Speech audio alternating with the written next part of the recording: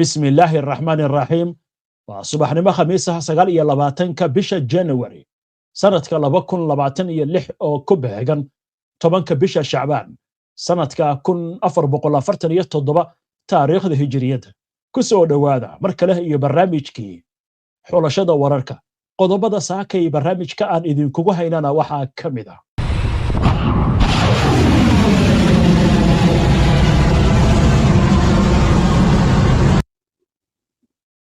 Trump oo la sheegay in uu go'aan ka gaaray weerar lagu qaado Iran haddaba muxuu yahay go'aankan waxaan idin haynaa xog xasaasi ah oo soo baxday Iran oo si cad markii ugu horeysay u cadeysay in haddii la soo weeraro ay duqayn doonto ardaadiiqahana ka dhigi doonto magaalada Tel Aviv Ruushka oo sheegay in Zelensky amnigiisa la xaqiijin doono haddii uu imaanayo magaalada Moscow si uu la kulmo madaxweyne Vladimir Putin Hamas oo sheegtay inay diyaar u tahay in ay wareejiso maamulka Mareyka Gaza yay ku wareejin doontaa waardin faahfaahin doonaa Nuri al-Maliki oo diiday waxa uu ku tilmaamay faragelin Mareykanka uu ku hayo waddanka Ciraaq wuxuuna ku adkaystay madaxtinimadiisa tani waxay ku soo aadaysaa maalin kadib markii Trump uu si adag ugu hor yimid in ninkaasi uu noqdo ra'iisul wasaaraha Ciraaq dhammaan wararkan iyo weliba qodobo kale oo faahfaahsan iyo wixii warah ee soo kordha intaynu hawada ku jirno ayaan idinkugu soo gudbinaynaa barnaamijka xulashada wararka internet ka cusub tahay baraheena bulshada amaba horay aadan ugu xirnayn hadda ku soo biir waadna ku mahadsantihiin daawashada barnaamijka saaka waxaynu ku bilaabaynaa dagaalka Ukraine iyo Ruushka dagaalku bisha dambe ee February oo 3 maalmood oo qor ay ka dhiman yihiin wuxuu gelayaa sanadkiisii afraad laakiin hadal aad loola yaabay ayaa ka soo yeeray Ruushka kaasi oo la xiriira in madaxweynaha Ukraine uu imaan karo magaalada Moscow haddaba aynu eegno war amurtan la xiriira oo warbaahinta Ruushku ay wax ka qorayso Yuri Ushakov oo ah la taliyaasha sarsare ee madaxweyne Vladimir Putin ayaa xaqiijiyay in madaxweynaha Ukraine Volodymyr Zelensky uu imaan karo magaalada Moscow haddii uu doonayo in uu la kulmo Putin isagoo la hadlayay dadka wararka fidiya Ushakov wuxuu sheegay in Putin marar badan uu shaaciyay in Ruushku uu diyaar u yahay in uu marti qaado Zelensky haddii uu diyaar u yahay kulan toos ah intaasi uu ku daray in Moscow ay ammaankiisa si buuxda u damaanad qaadayso isla markaasna la siin doono dhammaan shuruudaha shaqo ee looga baahan yahay kulanka Yuri Ushakov ayaa cadeeyay in Ruushka uusan diidanayn xiriir toos ah oo dhexmara Putin iyo Zelensky laakiin wuxuu ku adkaystay in kulamada caynkan ay u baahan yihiin diyaar garow wanaagsan isla markaasna lagu wajaho natiijo wax ku ool ah dhinaca kale afayeenka aqalka Kremlinka ee looga arrimiyo dalka Ruushka Dmitry Peskov ayaa sheegay in wadahadallada saddex geesoodka ah ee ku saabsan xalinta dagaalka Ukraine ee ka socda magaalada Abu Dhabi ay sii socon doonaan waxa uu xusay in Ruushku si togan uu qiimeyn doono xiriirada tooska ah waatahay ma jiro war rasmi ah oo ka soo baxay dhanka Ukraine iyo madaxweynahooda oo la xiriira dalabkan ka yimid dhanka Ruushka imikana Ciraaq intii la socotay barnaamijyadani ugu dambeeyay madaxweynaha Mareykanka Donald Trump ayaa si adag ugu hor yimid in Nuri al-Maliki uu noqdo ra'iisul wasaaraha waddanka Ciraaq arrintan ayaa waxa si adag uga jawaabay Nuri al-Maliki quddiisa oo ku macneynaya faragelin ra'iisul wasaarihii hore ee waddanka Ciraaq Nuri al-Maliki ayaa si cad u diiday waxa uu ku tilmaamay faragelin cad oo Mareykanku uu ku hayo arrimaha gudaha ee Ciraaq isagoo ku adkaystay musharaxnimadiisa xilka ra'iisul wasaaraha kadib digniin ka timid madaxweynaha Mareykanka Donald Trump qoraal uu ku baahiyay baraha bulshada al-Maliki wuxuu sheegay in faragelinta Mareykanka ee dhismaha dowladda Ciraaq ay ka hor imaanayso nidaamka dimuqraadiyadeed ee dalka ka hirgalay kadib 2003 waa si hadalka u dhigay isla markaasna uu ixtiraamayo go'aanka isbahaysiga isku xirka siyaasadeed oo ah xulafo siyaasadeed oo Shiica kuwaasi oo al-Maliki u doortay in uu noqdo musharaxa xilka ra'iisul wasaaraha al-Maliki wuxuu carabka ku adkeeyay in uu sii wadi doono musharaxnimadiisa isagoo hoosta ka xariiqay inuu ku shaqayn doono ixtiraamka rabitaanka qaranka iyo danaha ugu sarreeya ee shicibka Ciraaqa sida uu damaanad qaadayo dastuurku. Hadalkan ayaa yimid kadib markii Donald Trump uu ku hanjabay in uu joojin doono taageerada Mareykanka ee Ciraaq haddii al-Maliki mar kale loo doorto ra'iisul wasaaraha, wuxuuna ku eedeeyay ninkaasi muddaxileedkiisii hore in uu sababay saboolnimo iyo fawdo ka dhacday Ciraaq. waa sida dalku u yiri Trump. al-Maliki wuxuu xilka ra'iisul wasaaraha hayay 2 xilli intii u dhaxaysay 2006 ilaa 2014. xagga qasa aynu eegnay intayna ka bixin wararka bariga dhexe. dhaqaaqa Xamaas ayaa xaqiijiyay inay diyaar u yihiin inay si buuxda u wareejiyaan awoodooda maamulka Mareykanka Gaza laguna wareejiyo guddiga farsamada Falastiiniyiinta, iyadoo Xamaas ku adkaysatay in isgoyska Rafax si buuxda loo furo labada dhinac lagana saaro caqabad kasta oo Israa'iil ay maagan tahay. afayeen u hadlay Xamaas oo lagu magacaabo Hazim Qasim ayaa hoosta ka xariiqay in habraacyo iyo guddiyaal loo diyaariyay wareejinta, isla markaasna dhammaan faylasha la dhammaystiray si loo xaqiijiyo in maamulka Gaza si rasmi ah loogu wareejiyo guddiga qaranka. Xamaas waxay Israa'iil gaar ahaan Netanyahu ku eedeysay in uu jabiyey heshiisyadii dibudhiska, isla markaasna uu carqaladaynayo furista Rafax. geesta kale, raadiyaha militariga Israa'iil ayaa sheegay in diyaargarowga furista Rafax la dhammaystiray lana filayo in la furo maalmaha soo socda. marka ugu horeysana markii ugu horeysay ku dhawaad 2 sano. furista isgoyska ayaa lagu xiri doonaa nidaam kormeer oo amni ah oo ay iska kaashan doonaan Israa'iil iyo Masar, iyadoo gelitaanka qasana aad loo adkayn doono, halka bixitaankana uu ku xadidnaan doono dad gaar ah. waa sida dalka loo yiri. arrimaha tahriibka qaaradda Afrika dhibaato culus ayuu ku hayaa. badda Mediterranean waxay noqotay qabuurihii dhalinyaro badan oo Afrika ka soo jeeda. hay'adda caalamiga ah ee socdaalka u qaabilsan qaramada midoobay ee IOM ayaa waxay sheegtay in boqolaal dhalinyaro ah ay ku geeriyoodeen baddaasi, kuwo kalena la la'yahay nolol iyo geeri. warbixin amuurahani ku aadan waxaa soo jeedinaya wariyahayaga Yaxya Ciise. hay-adda caalamiga ah ee socdaalka ee magaceeda loo soo gaabiyo IOM ayaa sheegtay inay aaminsan tahay in boqolaal muhaajiriin ah ay ku dhinteen ama lagu la'yahay badda Mediterranean-ka bishan Janaayo kadib markii ay degeen doomihii ay saarnaayeen, kuwaas oo muhaajiriin sharci darro ah ka soo qaaday dalalka Tunisia iyo Liibiya. bayaan ay soo saartay hay-adda qaramada midoobay waxa ay muujisay walaac aad weyn oo ku saabsan wararka sheegaya in dhowr doonyood ay badda ku degeen, iyadoo xustay in cimilada oo xun ay si weyn u carqaladaysay howlgalka baadigoobka iyo gurmadka. waxaa sidoo kale ay xaqiijisay inay weli hubinayso wararkaasi. waxay ka digtay in boqolaal qofood ay ku waayi karaan noloshooda toddobaadyada ugu horeeya ee sanadkan 2026 oo kaliya. 10kii maalmood ee lasoo dhaafay 3 dhacdo oo doonyo badda ku degay ah ayaa lasoo sheegay. 2 waxa ay dhaceen 23kii Janaayo iyo mid kale oo dhacday 25kii, kuwaas oo la rumaysan yahay in ay sababeen dhimashada 104 qof, sida uu AFP u sheegay afayeenka hay-adda George Galindo. hay-addu waxay qirtay in doomahaasi ay ka soo ambabaxeen Liibiya iyo Tunisia. waxaan sidoo kale baaraynaa doonyo ka soo baxay Tunisia oo la la'yahay, ayuu yiri Galindo, isaga oo ku qiyaasay tirada dadka la la'yahay qiyaastii 380 qof. Mirna Abdulazim oo ah falanqeeya ka tirsan mashruuca muhaajiriinta la la'yahay ee hay-adda IOM ayaa sheegtay in dadkaasi ay saarnaayeen 9 doonyood oo la qiyaasayo inay quuseen intii u dhaxaysay Janaayo 14keedii ilaa 21keedii. IOM waxay sheegtay in 9 doonyood dhammaantood ay ka soo ambabaxeen Tunisia. Mirna waxa ay sharaxday in ilaa iyo hadda hay-addu ay xaqiijisay kaliya 3 dhimasho ah oo la xiriiriyay dhacdadii 23kii Janaayo. waxay sheegtay in dadka dhintay ay ku jiraan 2 caruur oo mataana ah oo 1 sano jir ah, kuwaas oo u dhintay qabow daran ka hor inta aysan doontii ay saarnaayeen ku soo xirin jasiiradda Lampedusa ee Talyaaniga, sida ay sheegtay hooyadood. nin kale ayaa isna u dhintay isla sababtaas. hooyada oo kasoo jeeda Gini ayaa raacday doonta oo ka bixisay magaalada Safaqis ee Tunisia. tirada kama dambaysta ah ee dhimashada waxa ay ka badan kartaa tan hadda la xaqiijiyay taasi oo mar kaleeto xusuusin cad u ah in jidkan uu weli yahay marinka socdaal ee ugu khatarta badan dunida, ayay tiri hay-addu. dadkii ka badbaaday ayaa sheegay in doon kaleeto ay ka sharaacatay isla goobtaas balse aysan gaarin goobtii ay u socotay, iyada oo ay saarnaayeen ugu yaraan 51 qof, waxaana la rumaysan yahay in ay ku quustay xeebta Tobruk ee Liibiya.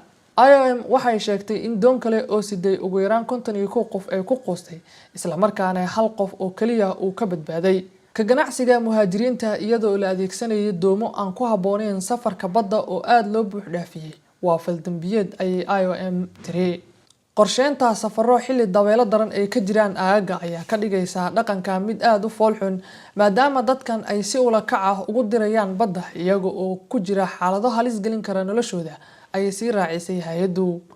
hay-addu mar kale waxa ay ku celisay digniinta ah in marinka socdaalka ee badda Mediterranean-ka uu yahay kan ugu khatarta badan dunida, iyada oo sanadkii hore laga diiwaan geliyay 1340 dhimasho. in ka badan 33,000 oo muhaajiriin ah ayaa ku dhintay ama lagu leeyahay badda Mediterranean-ka tan iyo 2014 sida uu muujinayo mashruuca muhaajiriinta la leeyahay. Yaxye Ciise, HBN Online TV. waatahay yaxye aad buu mahadsan yahay. daawadayaal goordhow waxaan u gudbaynaa wararkii ugu dambeeyay ee xiisadda Mareykanka iyo Iiraan. waxaana soo baxaya war sheegaya in madaxweynaha Mareykanka Donald Trump uu qaatay go'aan la xiriira dagaalka. Iiraan mas'uul sare oo ka tirsan ayaa wuxuu wacd ku maray in haddii la soo weeraro Iiraan, Tel Aviv ay ololi doonto isla markaasna ay duqayn doonaan wadnaha ama xudunta magaaladaasi. intaan u gudbin wararkaas iyo qodobo kale aynu ku hakanno qadar xayeysiin barnaamijkii xulashada wararka oo subaxnimadan Khamiista toos idinkaga imaanaya istuudiyaha iyaga koowaad. barnaamijyadeena waxaad ka heli kartaan bogagga bulshada ee internetka sida YouTube-ka, Facebook-ka, Twitter-ka ama X iyo Telegram-ka. warbixino qoraal ah, warar, faclooyin iyo macluumaadyo kale waxaad kala socon kartaan bogga internetka aynu ku leenahay ee www.hbnonlinetv.com. ku xirna HBN oo ka dhigo wehelkaaga wararka. hagaag waxaan haatan u guda gelaynaa wararkii ugu dambeeyay ee xiisadda Mareykanka iyo Iiraan, iyadoo la sheegayo in durbaanka colaadda gees kasta uu ka yeerayo. hay-adda warbaahinta Israa'iil ayaa sheegtay in madaxweynaha Mareykanka Donald Trump uu ka fiirsanayo tilaabo horseedi karta isbeddel xukun ama in meesha laga saaro nidaamka Iiraan sidii ka dhacday Venezuela. waxaan intaasi ay ku dartay in ra'iisul wasaaraha Israa'iil Benjamin Netanyahu maanta oo Khamiis ah uu qaban doono kulan amni oo looga hadli doono xaaladda Iiraan. dhinaca kale, sarkaal Israa'iili ah ayaa xaqiijiyay in militariga Israa'iil uu u diyaarsan yahay suurtagalnimada in Mareykanka uu ka codsado gargaar inta lagu jiro weerar ka dhan ah Iiraan, isla markaasna qiimayntu ay sheegayso in Trump uu qaatay go'aan ah in Iiraan la weeraro. tirada maraakiibta dagaalka ee Mareykanka ee ku sugan gobolka ayaa gaartay 10 kadib markii ay yimaadeen koox maraakiib ah oo uu ku jiro markabka USS Abraham Lincoln. diyaaradaha xambaara waa markabka diyaaradaha xambaara, iyadoo lagu soo waramayo in madaxweynaha Mareykanka uu xoojinayo awoodda Mareykanka ee gobolka. tirada maraakiibta hadda ka jooga Mareykanka ayaa waxaa la sheegayaa inay ka badan tahay tii ka joogtay badda Caribbean-ka ka hor howlgalkii degdega ahaa ee ciidanka Mareykanku ay ku soo qafaasheen madaxweynihii Venezuela Nicolas Maduro. arbacadii sarkaal Mareykan ah ayaa sheegay in tirada guud ee maraakiibta Mareykanku imika ay tahay ilaa iyo 10, waxaana la sheegayaa in ay ka mid yihiin kuwa gantaalada sayriya.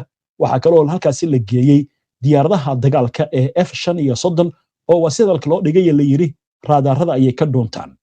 ciidan badeed oo aad u weyn ayaynu geynay gobolka. Trump ayaa sidaas ku qoray baraha bulshada. wuxuu yiri Iiraan waxay haysataa fursad haddii aysan aqbalin shuruudaheena, tilaabo ayaan ka qaadi doonaa. ciidanku waxay ka awood badan yihiin kuwii Venezuela, laakiin waxaan maqlayaa in Iiraan ay diyaar u tahay wada hadal, laakiin shuruudaha waa inay aqbashaa ayuu leeyahay madaxweynaha Mareykanka. Trump ayaa ugu baaqay in ay dedejiso tilaabooyin lagu gaarayo heshiis Iiraan, gaar ahaan barnaamijyadeeda nuclear-ka, isagoo intaa ku daray waqtigu waa isgurayaa, wuxuuna ku hanjabay in weerarka Mareykanka markan uu noqon doono waxa ugu yeeray mid ka daran kii hore. geesta kale, wasiirka arrimaha dibadda ee Iiraan Abbas Araghchi ayaa shalay oo Arbaca waxa uu ka digay dalkiisu in jawaab adag oo ka bixin doono weerar kasta oo military oo Mareykanka uu soo qaado. Intaa marka laga tago, digniintii laakiin ugu kululayd waxay ka soo yeertay Iiraan. Shakiba wuxuu ku jiray haddii Mareykanka uu weeraro Iiraan, dagaalku inuu ku koobnaan doono Iiraan iyo Mareykanka oo keliya, oo saldhigyada Mareykanka iyo maraakiibtiisa la weerari doono. Laakiin waxaa hadlay xalay mas'uul sare oo ka tirsan dowladda waddanka Iiraan. Wuxuu yiri magaalada Tel Aviv way holcaysaa buu yiri, wadnaha ayaan garaacaynaa buu yiri magaaladaasi. Haddaba aynu eegna sheekadaasi. Cali Khamenei, ninka kala taliya arrimaha dhanka siyaasadda isla markaasna ka tirsan golaha ammaanka qaranka, Cali Shamkhani ayaa waxa uu sheegay in Iiraan ay weerari doonto magaalada Tel Aviv haddii Mareykanku uu soo weeraro dalkiisa. Fariin uu ku qoray baraha bulshada isagoo adeegsanaya luqadda Cibraaniga ama Hibruuga ama Yuhuudda ayaa waxa uu Shamkhani ku qoray dhaqdhaqaaqa military ee Mareykanku uu samaynayo. Meel kasta ha ka yimaado, heer kasta ha gaaro, waxaa loo arki doonaa bilow dagaal. Jawaabtuna waxay noqon doontaa mid degdeg ah oo ballaaran oo aan horey loo arag, laguna wajihi doono gardarrada wadanaha Tel Aviv iyo dhammaan taageerayaasheeda ayaynu beegsan doonaa. Qoraalka Shamkhani ayaa imaanaya iyadoo la isla dhex marayo in Trump uu go'aansaday in weerar lagu qaado Iiraan, isla markaasna arrintan la sheegayo in ay noqon doonto mid faraha ka baxda. Bishii December, Shamkhani wuxuu ku qoray fariimo baraha bulshada. Wuxuu yiri gardarro kasta waxay wajihi doontaa jawaab adag oo ka baxsan mala awaalka. Arrintan ayaa waxaa loo arkaa in ay noqon karto mid xaaladda uga sii dari karta. Isla markaasna ra'iisul wasaaraha Israa'iil isagoo ka jawaabaya haddii Iiraan ay soo weerarto ayuu shalay wuxuu sheegay in jawaab adag ay ka bixin doonaan haddii Iiraan ay soo weerarto Israa'iil. Arrinta marka la yaab kale waxay noqotay Iiraan waxay leedahay waxaan weerari doonaa maraakiibta Mareykanka. Markabkan halkan idiga muuqda waa markab aad u ballaaran. Abraham Lincoln baa la yiraahdaa markabkan. Waxaa loogu magac daray madaxweynihii hore ee Mareykanka. weliba hadda waxaa jira war sheegaya in markab kale oo weyn oo kan la mid ah oo la yiraahdo George W Bush inuu soo socdo, laakiin weli waxda gaashaandhigga Mareykanka ma aysan xaqiijin. maraakiibtan Iiraan waxay leedahay waa dejinaynaa. Mareykanku marka xalay waxay bilaabeen inay faafiyaan macluumaad ay ku leeyihiin markabka ma loo dhawaan karo. Haddaba aynu eegna qariirad ama sawirro la soo bandhigay. Sawirkan wuxuu muujinayaa markabkan waxaa ku hareeraysan 1 2 3 4 5 6 7 markab baa geesaha ka joogta. waxaa kaloo leeyahay diyaarada ayaa dul maraya. intaas waxay ilaalinayaan baaliye markabka in loo soo dhawaan. macnaheedu waxa leeyahay marka haddii diyaarad daroon lagu soo weeraro, maraakiibtan kale ayaa raadaarka la shaqaynaya, isla markii waxa laga horgeynaya gantaal. laakiin arrintan la yaab leh mid ka duwan waxaa sheegay Scott Ritter, waa nin Amerikaana, waa korneel ciidamada Mareykanka ka tirsanaa jiray. wuxuu leeyahay Iiraan waxay awood u leedahay dhowr boqol oo diyaaradaha daroonka inay soo dirto. marka waxa la isweydiiyey 7 markab iyo xitaa markabka laftigiisa ku dar inuu haysto qalab difaac oo gataalada ka difaaca. imisay celin karaan ka soo qaad midkiiba 2 diyaaradaha daroonka inuu dhulka soo dhigo. haddii waxa la yiraahdaa ka warraba dhowr boqol la soo diro, ay Iiraan waxay awood u leedahay 500 oo diyaaradood oo daroon inay soo dirto hal mar. ya teel la qabanaya marka macnaheedu waxa weeye sida roobka in lagu di'i karo. arrinta marka xalay sawirkan Mareykanku faafiyeen saxaafadda Mareykanka gaaratan ciidamada waxa leeyahay markabkan waa markab amaankiisa uu sugan yahay. wuxuu ku jiraa baa la yiraahdaa qafiskaas, yani shabaqaas. laakiin Iiraaniyiintu waxay yiraahdaan shabaqani waa shabaqii caarada, ma aha shabaq difaac bay yiraahdeen. waa la isbaran doonaa bay leeyihiin. waynu arki doonaa meesha arrimahaasi ku dambeeyaan. inta ayaan ku soo gabagabeynayaa barnaamijkii Saaka, waana ku mahadsantihiin daawashada barnaamijka. si aad ula socoto wararkan iyo barnaamijyada iyo macluumaadka aynu halkan ka soo gudbino, haddii aad ku cusub tahay baraheena bulshada amaba horay aadan ugu xirnayn, hadda ku soo biir. oo weliba waxaa socda warar kala duwan. HBN waxaad ugu imaanaysaa warka daqiiqda ah, macnaha warkii oo saacadaas dhacay oo degdega oo sugan oo waxna aan lagu darin waxna aan laga dhimin. waana sababta ay ugu xiran yihiin qaybaha